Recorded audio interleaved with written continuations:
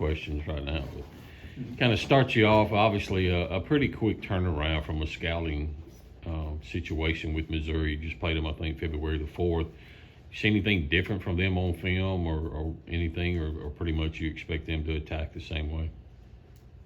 I'm glad we didn't have to play him the first time around with the short turnaround.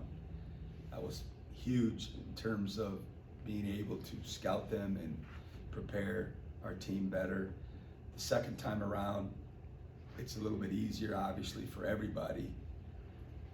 But in terms of how they're playing, no big picture things. They're still about turning you over. They create so much offense from their defense. When we're really clicking, that's kind of what we do, but they do it in a different way. It's nonstop. Every time you throw the ball in, and a dead ball throw in on the sides, backcourt, front court, baseline, they're messing with you. They're trying to make you throw an errant pass. And the pressure that they do it with is different. Sometimes they gap you, sometimes it's all very, very aggressive. And even in their presses, they're going to give you different looks. Every time the ball goes through the net for them, they're going to pressure you. Sometimes they're going to do it when they miss shots. They're going to pressure you. And they do it full court, half court. And so there's a lot going on. And trying to stay organized, and then just that balancing act of, how aggressive are you going to try to attack it?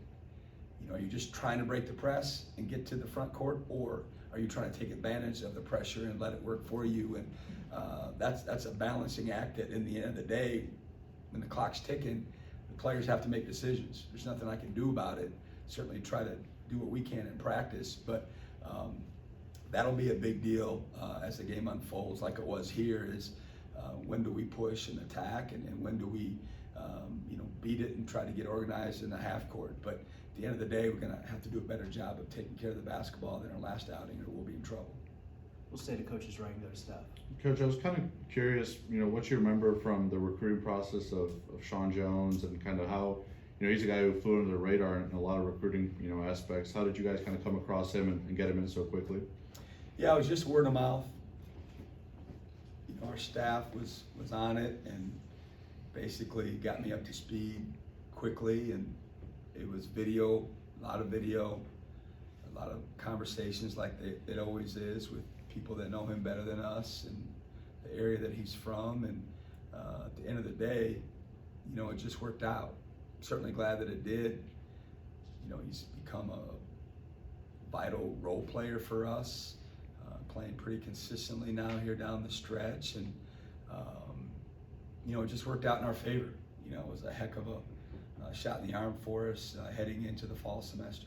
Did you think when you first kind of got a glimpse of him that he would be a guy as a freshman that could come in and have such a big role early on? Once he started practicing, and especially when we got to the closed door scrimmage portions of our season, we all felt like he had a chance to contribute. Just his length and the way he moves and his instincts, and for the most part he plays with a pretty good confidence level. And the injury really set him back. He basically was out for 4 weeks, and that's a long time for a kid that got here in August, for a true freshman. If it wasn't for that, who knows where he'd be in terms of his productivity and his minutes. But that really set him back, and now he's obviously fully recovered, and he's a big part of what we're trying to do. We'll go second row to John, the coach's left, and then we'll go over to Theo on the second row as well. You always talk about the big goals of the NCAA tournament for this team and this year. Now you guys, I believe it's only 4 games left. Do you kind of keep in mind what y'all might have to do in those first 4 to get in, like record-wise, or do you treat every game like a game 7? What's kind of the mentality for what you think you guys have to do to get in? I don't always talk about it. I just get asked about it. That's a big difference. And I understand why the questions are asked.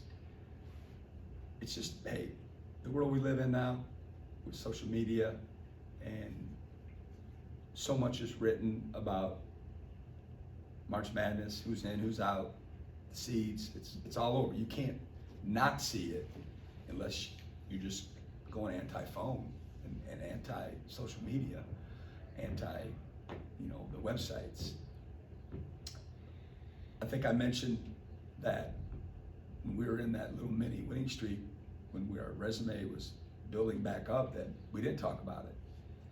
Just felt like we were in a good rhythm. There was no reason. We were playing well. And then after the Kentucky loss, we addressed it on Friday before we left for Ole Miss, just to make sure we're all on the same page. But in terms of, in my mind, is there a number we have to get to? I don't know. I don't know what it would be.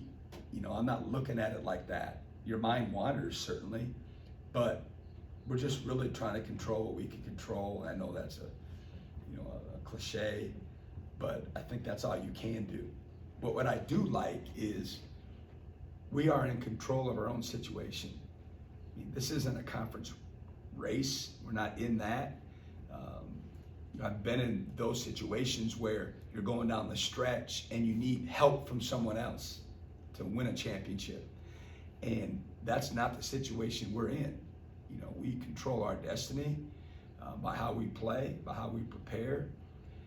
And that's what I've told our team, is that's what you want, is to have your own control.